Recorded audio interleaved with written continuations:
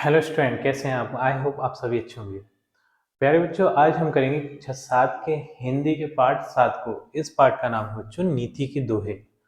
तो इस पाठ में हमें कुछ दोहे और कुछ कहावतें दी गई हैं बच्चों। उन दोहों और कहावतों को हम अच्छे से समझेंगे, जिससे कि आगे चलकर इस पाठ के हम प्रश्नोत्तरों को आसानी से कर पाएं। तो बिल्कुल भी देर ना करते हुए बच्चों देख लेते हैं इस पाठ के दोहों को। तो जो पहले दो हैं बच्चों, वो कबीरदास जी के दोहे हैं। ठीक है, कबीरदास जी के दोहों को हम समझ लेते हैं। बहुत अच्छे दोहे लिखे हैं बच्चों। इनका अर्थ बहुत अच्छा निकलता है। हमें इनके दोहों को अपने जीवन में उतारना चाहिए, क्योंकि इनके दोहों में एक जीवन की सच्चाई दी है। जैसे कि जो पहला दोहा है वो है, यह ऐसा संसार है जैसा सेमल फूल, दिन दस के व्यवहार को झूठे रंगीना भूल। तो इस दोहे में बच्चों, जो कबीरदास जी हैं वो इस संसार को एक सेमल के फूल के समान मानते हैं। सेमल का एक बहुत ही ज्यादा सुंदर फूल होता है, गुलाबी कलर का फूल होता है, देखने में बहुत ज्यादा अच्छा लगता है, आकर्षित करता है।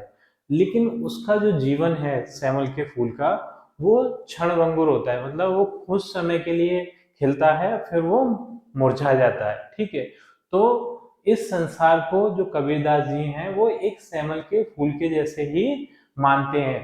कि उनका जो कहना है कि ये जो संसार है वो नाश्वर है, मतलब एक दिन नष्ट हो जाएगा, क्योंकि व्यक्ति आते हैं और फिर इस संसार को छोड़कर चले जाते हैं। ठीक है, उसी सेमल के फूल के समान कहा गया है, दिन दस के व्यवहार को झूठे रंगी ना भूल।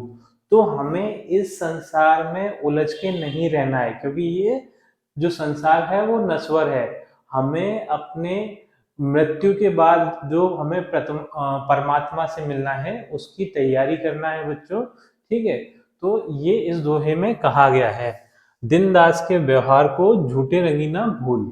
ठीक, अगला जो दोहा है बच्चों, करता था सो क्यों किया, अब करी क्यों पछताए, बोया पेड़ बबूल का अम कहाँ से आए।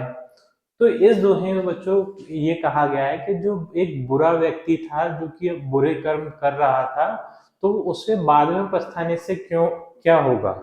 ठीक है, करता था सो क्यों किया, मतलब जो बुरे काम कर रहा था वो क्यों किए तुमने, अब करी क्यों पछताए, अब तुम्हें पछताने से क्या होगा। फिर वो बोला है, बोया पेड़ बबूल का अम्ब कहाँ से खाए। अगर तुमने पेड़ जो है वो बबूल का बोया है, क्योंकि हमें पता है बच्चों बबूल के पेड़ में कांटे लगते हैं, आम तो लगते नहीं है। तो जब तुमने पेड़ ही बबूल का बोया है, तो उसमें आम नहीं मिलेंगे तुम्हें, कांटे ही मिलेंगे। जिस तरीके से तुमने जो बुरे कर्म किए हैं, तो उसका परिणाम भी तुम्हें बुरा ही भुगतना पड़ेगा। तो इस तरीके से बच्चों ये वाला दोहा भी होता है। तीसरा जो दोहा है, निंदक नियारे राखिए आंगन कुटी छवाए, बिन पानी साबुन बिना निर्मल करे सोवाए। तो निंदक का अर्थ यहाँ पर बच्चों निंदा करने वाला है से है। जो किस व्यक्ति किसी दूसरे व्यक्ति में उसकी कमियों को बताता है कि तुम में ये कमी है, ये कमी है, तो उस व्यक्ति को हम निंदक बोलते हैं। तो ऐसे निंदा करने वाले व्यक्तियों को हमें अपने पास रखना चाहिए, क्योंकि बिन पानी साबुन बिना निर्मल करे सुभाए। जिस तरीके से साबुन और पानी हमारे शरीर को निर्मल कर देता है, यानी कि स्वच्छ कर देता है, उसी तरीके से जो निंदा करने वाले व्यक्ति हैं वो हमारे मन को स्वच्छ और निर्मल कर देते हैं। क्योंकि बच्चों वो व्यक्ति अगर हमें हमारी कमी को बताएंगे, तो हम उस कमी को दूर कर पाएंगे। अगर हमें अपनी कमियों को पता ही नहीं चलेगा कि हम में क्या कमी है, तो हम अपनी कमियों को दूर नहीं कर पाएंगे, जिससे कि हमारा जो मन है वैसा का वैसा मैला ही बना रहेगा, निर्मल नहीं रहेगा। ठीक है, तो वो व्यक्ति, निंदा करने वाले व्यक्ति हमारी कमियों को बताते रहेंगे और हम उन कमियों को दूर करते रहेंगे, जिससे कि हमारा जो मन है वो निर्मल हो जाएगा। इसलिए ऐसे व्यक्तियों को हमें अपने पास रखना चाहिए। चौथा है बच्चों, अति का भला ना बरसना, अति की भली ना धूप, अति का भला ना बोलना, अति की भली ना चूक। तो जो बरसात है बच्चों बहुत ज्यादा फायदेमंद है। जैसा कि हमें पता है कि पानी बरसता है तभी खेती होती है और पेड़ पौधों में फल फल फूल लगते हैं। लेकिन वही वर्षा जब एक सीमा से अधिक होती है तो वो प्रलय का कारण बन जाती है। वही बरसात जो कि जीवनदायिनी बरसात है और वो सीमा से अधिक होगी तो वो प्रलय बन जाएगी। तो ये बोल रहा है कि अति का भला ना बरसना, अति की भली ना धूप। और जो धूप है वो भी बहुत अच्छी होती है बच्चों। धूप निकलने धूप है वो भी जीवनदायिनी होती है। लेकिन जब ये ज्यादा धूप निकलेगी तो क्या होगा, जो पृथ्वी पे उपस्थित पानी है वो सूख जाएगा, मिट्टी रेत का रूप ले लेगी और धीरे धीरे करके जीवन खत्म होने लगेगा पृथ्वी से। तो दोनों ही चीजों की अति बुरी है, यानी सभी चीजों की अति बेकार होती है बच्चों, इसमें यह दिया है। ठीक है, चाहे वो बारिश हो, धूप हो, चाहे कोई भी चीज हो, उसकी अति बेकार होती है। ठीक है, अति का भला ना बोलना, उसी प्रकार हमें बहुत ज्यादा बोलना नहीं चाहिए। ठीक है, क्या कोई ऐसा इंसान होता है वो दूसरों की बात सुनता ही नहीं है, वो अपनी अपनी बोलता रहता है, तो वो बहुत बुरा होता है। ठीक है, और अति की भली न चुप, और जो इंसान चुप रहता है, बहुत ज्यादा चुप रहता है, वो भी बेकार है। जिस तरीके से बहुत ज्यादा बारिश और बहुत ज्यादा धूप बेकार होती है, उसी तरीके से अति बोलना और अति चुप रहना भी बेकार होता है। हमें एक लिमिट में बोलना चाहिए और एक लिमिट में, एक सीमा में ही हमें चुप रहना चाहिए। इसका मतलब ये है। ठीक है बच्चों, अब देख लेते हैं बच्चों जो अगले दोहे हैं वो है रहीम जी के। बहुत अच्छे दोहे हैं बच्चों, इन्हें हमें पढ़ना है, समझना है। ठीक है, तो इसमें दिया है तरुवर फल ना ही खात है, सरवर पेई न पान। तरुवर का यहाँ अर्थ है पेड़। जो पेड़ है वो फल, अपने ही फल खुद नहीं खाते। देखा होगा पेड़ों में फल लगते हैं तो उनके जो फल होते हैं वो दूसरे जीव जंतु खाते हैं, वो स्वयं उन फलों को नहीं खाते। ठीक है, तरुवर फल ना ही खात है, सरवर पियई ना पान। तो सरवर का यहाँ अर्थ है तालाब। तालाब अपना ही पानी नहीं पीता। ठीक है, कहीं रहीम पर काज हित संपत्ति संचयी सुजान। और जो सज्जन व्यक्ति होते हैं वो कुछ धन अपने बच्चों के लिए उसी प्रकार बचा के रखते हैं जिस प्रकार से फल, जो पेड़ हैं उनके फल दूसरे खाते हैं, और जो तालाब है उसका पानी भी दूसरे पीते हैं, वो खुद उनका उपभोग नहीं करते। इसी तरीके से सज्जन व्यक्तियों का जो संपत्ति है वो उनके बच्चों उसका भोग करते हैं। ठीक है, दूसरा वाला है एके सादे सब सदे, सब सादे सब जाए, रहीमन मूलहि सींच वो फूले फले अघाए। तो इसमें रहीम जी बोल रहे हैं कि एक ईश्वर को साधने से पूरा संसार सज जाएगा। अगर हम एक ईश्वर की भक्ति करेंगे तो संसार के सभी लोग उससे खुश रहेंगे। लेकिन अगर हम पूरे संसार को खुश करने की कोशिश करेंगे तो कोई भी हमसे खुश नहीं रहेगा। ये लिखा है ना, सब साधे सब जाए। सबको अगर साधने की कोशिश करेंगे तो सभी चले जाएंगे, ईश्वर भी चला जाएगा और ये दुनिया भी चली जाएगी। इस दुनिया को साधने की कोशिश करेंगे। उन्होंने इसका उदाहरण दिया है, रहीमन मूलहि सींच वो फूले फले अघाए। जिस प्रकार से हम पेड़ की जड़ में पानी देते हैं, ना कि संपूर्ण पेड़ को, ना पत्तियों को, ना फल को, ना फूल को, सभी को पानी नहीं देते, केवल हम जड़ को पानी देते हैं। उसी जड़ को पानी देने से क्या होता है, पूरा पेड़ फलता और फूलता है। ठीक है, तो उसी प्रकार से हमें सिर्फ ईश्वर को साधना चाहिए, यानी ईश्वर की भक्ति करना चाहिए, ना कि पूरे संसार को साधने की कोशिश करना चाहिए। अगला है बच्चों, बड़े बड़ाई ना करे, बड़े ना बोले बोल, रहीमन हीरा कब कहे, लाख टका मेरो मेरो मोल। तो जो बड़े लोग हैं वो अपनी तारीफ, अपनी बड़ाई खुद नहीं करते। ठीक है, और ना ही वो बड़े बोलते कि मैं ये कर दूंगा, मैं वो कर दूंगा, क्योंकि जो बड़े लोग हैं उनकी तारीफें, उनकी गुणगान तो दूसरे लोग करते हैं। ठीक है, छोटे लोगों का काम होता है कि वो अपने गुणगान खुद करते हैं और वो बड़ी बड़ी बातें नहीं करते, वो बड़े बड़े काम करते हुए हैं। जो बड़े लोग हैं वो बड़े काम करते हैं, बड़ी बातें नहीं करते। मैं ये खरीद लूंगा, मैं वो खरीद लूंगा, मैं ये कर दूंगा, मैं वो कर दूंगा, इस तरीके से कोई बड़ी बातें नहीं करते। वो बड़े काम करते हैं, अपने आप को सिद्ध करते हैं। रहीमन हीरा कब कहे, लाख टका मेरा मोल। जिस तरीके से एक हीरा अपने आप को अमूल्य नहीं बताता कि मेरा मूल्य इतना ज्यादा है, उसका मूल्य तो दूसरे लोग बताते हैं। ठीक है, उसी तरीके से जो बड़े लोग हैं वो अपना सम्मान, अपनी तारीफें खुद नहीं करते। ठीक है, हीरे के समान। अब बच्चों ये तुलसीदास जी की पंक्तियां हैं, इसे देख लेते हैं। बहुत अच्छी पंक्तियां, समझ लेते हैं। तुलसी काया खेत है, मनसा भयो किसान, पाप पुण्य दो बीज हैं, बोवे सो लुने निदान। तो तुलसीदास जी कहते हैं कि ये जो काया है, ये जो शरीर है, वो एक खेत के समान है। ठीक है, ये बोल रहे हैं तुलसी काया खेत है, मतलब ये काया का अर्थ यहाँ है खेत का। ठीक है, जो शरीर है हमारा वो खेत के समान है। मनसा भयो किसान, और जो इंसान का मन है वो एक किसान के समान है। पाप पुण्य दो बीज हैं, और पाप और पुण्य वो बीज के समान है। अब उसमें मन जो खेत है, मन रूपी जो किसान है, वो उसमें हमारे काया रूपी शरीर में उसे बोएगा। मतलब पाप को भी बो सकता है और पुण्य को भी बो सकता है। वो हमारे मन पर निर्भर करता है। बूबे सो लुने निदान, और जैसा हम बीज बोएंगे, अगर पाप का बीज बोएंगे तो हमें जो फल मिलेगा वो पाप का ही मिलेगा। ठीक है, और अगर हम पुण्य का बीज बोएंगे, हमारा जो मन रूपी किसान है वो पुण्य का बीज बोएगा, तो जो हमें फल मिलेगा वो पुण्य रूपी मिलेगा। यानी कि अगर हम बुरा करेंगे तो हमारे साथ भी बुरा ही होगा, अगर हम अच्छा करेंगे तो हमारे साथ भी अच्छा होगा। ठीक है बच्चों। अब बच्चों इसका जो दूसरे नंबर का दो पंक्तियां हैं वो हैं, मिथ्या माहुर सज्ज नहीं, खलई गरल सम सांच।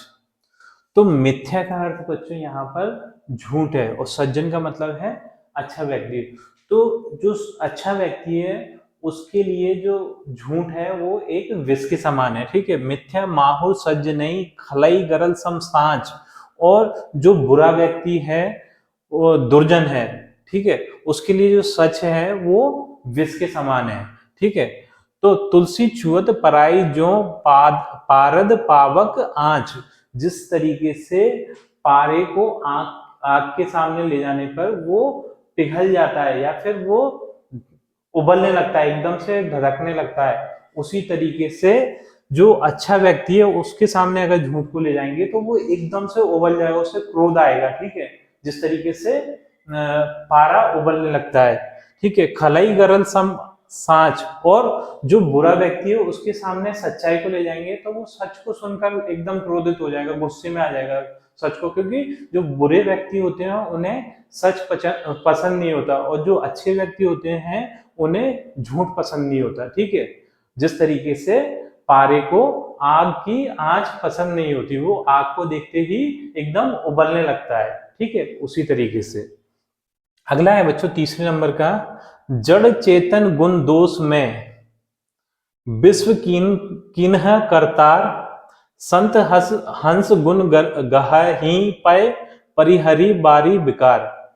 तो इस पंक्तियों में बच्चों तुलसीदास जी बोल रहे हैं, ये जो संसार है उसमें जड़ भी है और चेतन भी है। जड़ का अर्थ है बच्चों जिनमें निर्जीव चीज, जिनमें जान नहीं होती। ठीक है, जैसे पत्थर है, मिट्टी है, लोहा है, ये कैसे हैं, जड़ हैं, इनमें जान नहीं होती। ठीक है, और चेतन जिनमें जान होती है, जिनमें चेतना होती है, जैसे कि इंसान है, पक्षी हैं, पशु हैं, पेड़ है, पौधे हैं, ये सब चेतन है। तो ये जो संसार है बच्चों उसमें जड़ चेतन गुण दोष सभी चीजें हैं, गुण भी हैं और दोष भी है। इस संसार में सभी चीजें हैं, गुण भी हैं और दोष भी हैं। ठीक है, तो जो अच्छा व्यक्ति होता है विश्व किन करतार, और इस संसार की ऐसा ही रचना की गई है कि इसमें गुण और दोष दोनों चीजें हैं। ठीक है, संत हंस गुण गहई पे परिहारी बारी विकार। और जो अच्छे लोग हैं बच्चों वो इस संसार में से गुणों को ले लेते हैं, और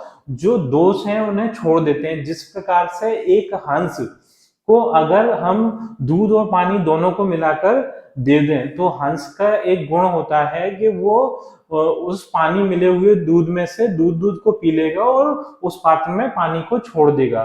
इसी तरीके से जो अच्छे व्यक्ति हैं वो इस संसार में से गुणों को ले लेगा और दोष को छोड़ देता है। ठीक है, दोषों को वो ग्रहण नहीं करता, एक हंस के समान। ठीक है बच्चों, इस तरीके से ये तुलसीदास जी की भी पंक्तियां होती हैं। अब देख लेते हैं अगली पंक्तियां, ये ब्रंद जी की पंक्तियां। ठीक है, बहुत अच्छी पंक्तियां बच्चों। विद्या धन उधम बिना, कहो जू पावे कौन, बिना डुलाए ना मिले जो पंखा की पौन।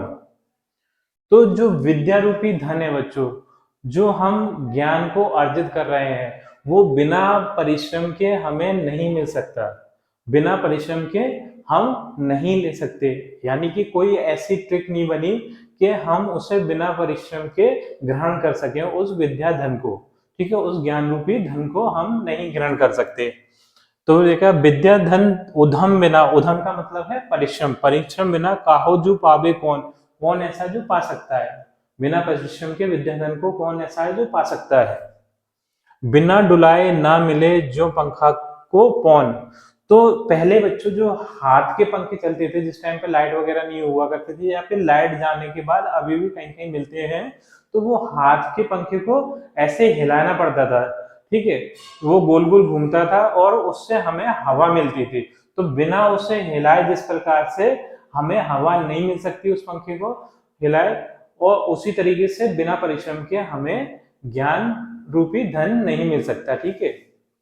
तो ये बोल रहा है कि बिना डुलाए ना मिले, मतलब बिना उस पंखे को हिलाए ना नहीं मिल सकता, जो पंखा को पौन, ठीक है, पौन का मतलब है बच्चों हवा या फिर पवन, ठीक है, उस पंखे की हवा हमें बिना उसको हिलाए नहीं मिल सकती, ठीक है। दूसरा है इनका पंक्ति, करत करत अभ्यास के जड़मत हो सुजान, रसरी आवत जाते सिर पर परत निशान। तो कोई मूर्ख व्यक्ति है, वो भी अगर किसी काम की बार बार अभ्यास करता है, उस काम को बार बार करता है, तो वो भी सुजान हो जाएगा, उस काम को करने में बुद्धिमान हो जाएगा। सुजान का अर्थ है बच्चों बुद्धिमान, ठीक है। अगर किसी काम को कोई व्यक्ति बार बार करता है तो वो व्यक्ति उस काम को करने में सुजान हो जाएगा, यानी बुद्धिमान हो जाएगा, ठीक है।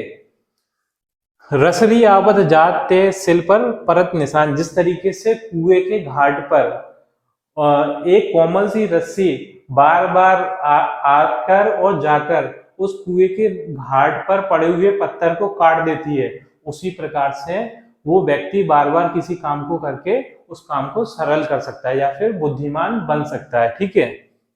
करत करत अभ्यास के मतलब बार बार अभ्यास करने से जड़मति होत सुजान, मतलब जो मंद बुद्धि है वो भी बुद्धिमान बन सकता है। रसदी आवत जाते, यानी रस्सी के बार बार आने जाने से, सिल पर परत निशान, जो कुएं के घाट पर पड़े हुए पत्थर पे भी निशान पड़ जाते हैं। इसी प्रकार से वो बार बार अभ्यास करके कोई व्यक्ति किसी काम को अच्छे से करना सीख सकता है। तीसरा है बच्चों, सज्जन तजत ना सजनता कीन्हु दोष अपार, जो चंदन छेदे तऊ सुरभित करे कुठार। तो इसमें बच्चों बहुत अच्छी बात कही गई है कि जो सज्जन व्यक्ति हैं वो अपनी सज्जनता नहीं छोड़ते, मतलब अच्छे व्यक्ति कभी भी अपनी अच्छाई नहीं छोड़ते। सज्जन तजत ना सज्जनता, मतलब सज्जन व्यक्ति कभी भी अपनी सज्जनता को नहीं छोड़ते। किन्हेउ दोष अपार, चाहे उनके लिए कोई भी कितने भी दोष उत्पन्न क्यों ना करे, उनके साथ कोई भी कितना भी गलत व्यवहार क्यों ना करे, वो अपनी अच्छाई को नहीं छोड़ेंगे, ठीक है। जो चंदन छेदी तऊ सुरभित करे कुठार, जिस प्रकार से एक चंदन के पेड़ को कुल्हाड़ी काटती है, ठीक है, फिर भी वो अपनी खुशबू को नहीं छोड़ता, उल्टा उस कुल्हाड़ी को ही अपनी खुशबू दे देता है, ठीक है। इसी प्रकार से जो सज्जन व्यक्ति हैं वो अपनी अच्छाई को नहीं छोड़ते। बच्चों अगली जो कहावतें हैं वो घाघ और भंडारी जी की हैं। ये जो कहावतें हैं बच्चों वो मौसम और कृषि से संबंधित हैं, क्योंकि इन्होंने मौसम और कृषि के पूर्ण अनुमान के बारे में बताया है कि हम इन कहावतों के जरिए मौसम और कृषि का पूर्ण अनुमान लगा सकते हैं। तो देख लेते हैं बच्चों इन कहावतों को, ये गांव में बहुत ज्यादा चलती हैं कहावतें, ठीक है। तो देखते हैं पहली जो कहावत है, कल से पानी गर्म हो चिड़िया नहावे धूर, अंडा ले चींटी चले तो बरखा भरपूर। तो इन्होंने बताया कि जो वर्षा होती है, जो बहुत ज्यादा बारिश हो, बहुत ज्यादा बारिश हो, इसका हम अनुमान कैसे लगा सकते हैं, ठीक है। तो इसका अनुमान लगा सकते हैं कल से पानी गर्म हो, कि जो कलश का पानी है बच्चों, एक धातु का पात्र होता है जो मटके के समान होता है, उसे हम क्या बोलते हैं, कलश बोलते हैं। जो कलश का पानी जब गर्म होने लगे, गर्म होने का अर्थ ये नहीं है कि हम है ना उसे लेके स्टोव पर या फिर ना गैस पर रख दें उसे गर्म कर ले, नहीं, वो ऐसे ही जो जहां पर रखा हुआ है वहीं पर उसका पानी अपने आप से स्वतः ही गर्म होने लगे। ठीक, कल से पानी गर्म हो चिड़िया नहावे दूर, और चिड़िया जो धूल में नहाने लगे। आजकल तो वैसे चिड़िया देखने को ही नहीं मिलती शहरों में, लेकिन गांव वगैरह में अभी भी चिड़िया बहुत सारी देखने को मिलती हैं, और ये वाकई में बच्चों चिड़िया धूल से नहाती हैं, मतलब वो अपने पंखों के द्वारा धूल अपने ऊपर फेंकती हैं, उससे कहते हैं कि चिड़िया धूल में नहा रही हैं। अंडा ले चींटी चले, और चींटियां अपने अंडों को लेकर चलने लगे। आपने देखा होगा कभी कभी चींटियां व्हाइट व्हाइट सा कुछ गोल गोल लेके चल रही होती है, तो वो उनके अंडे होते हैं। ठीक है, अंडा ले चींटी चले, मतलब ये तीनों चीजें एक साथ हमें दिखे, यानी कल से का पानी भी गर्म हो जाए, चिड़िया धूल में नहाती हुई भी दिख जाए, और चींटियां अपने अंडे लेकर चल रही हो, तो हमें समझ लेना चाहिए कि अब बहुत ज्यादा मात्रा में बरसात होने वाली है, बहुत अत्यधिक वर्षा होने वाली है। ठीक है, अगला है मैदे गेहूं डेले चना। ये भी एक कहावत है, मैदे गेहूं डेले चना। तो जो बच्चों खेती होती है, अलग अलग प्रकार की खेती होती है, जैसे गेहूं की, चने की, सरसों की, बाजरे की, ठीक है, और भी प्रकार की खेतियां हैं। तो हर एक खेती के लिए जो मिट्टी है वो उसके अनुकूल होना चाहिए। अगर उसके विपरीत मिट्टी में हमने वो खेती कर दी, तो है ना वो अच्छी फसल नहीं देगी। ठीक है, जैसे गेहूं की खेती है, तो वो गेहूं की खेती बच्चों मैदे के समान जो मिट्टी होती है, एकदम बारीक पतली मिट्टी होती है, बारीक मिट्टी होती है मैदे के समान, उसमें गेहूं की जो खेती होती है वो बहुत अच्छी होती है, बहुत अत्यधिक मात्रा में होती है। और डेले चना, यानी चने की जो खेती है वो डेले वाली मिट्टी में अच्छी होती है। जिस खेत की मिट्टी डेले वाली होंगी, डेले डेले से होंगे, कंकड़ होंगे, उस खेत में चने की खेती बहुत ज्यादा अच्छी होगी, डेले वाली। तो ये क्या है, उसका खेती के लिए मिट्टी का आकलन करना। ठीक है, कौन सी मिट्टी कौन सी खेती के लिए उपयोगी होगी। तो बच्चों इसी के साथ ये हमारा पार्ट कंप्लीट होता है। बच्चों आई थिंक ये पार्ट आपको बहुत अच्छे से समझ में आया होगा। और बच्चों इसके बाद हम इस पार्ट के प्रश्नोत्तरों को करेंगे। यदि आपको ये वीडियो हमारी अच्छी लगी बच्चों, वीडियो को लाइक कर दीजिए, चैनल को सब्सक्राइब कर दीजिए। आपसे मिलते हैं अपनी अगली वीडियो में।